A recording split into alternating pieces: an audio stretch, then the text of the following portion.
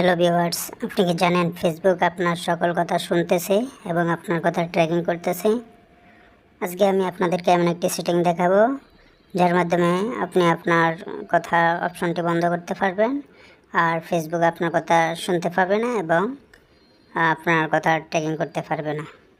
চলুন let's go start.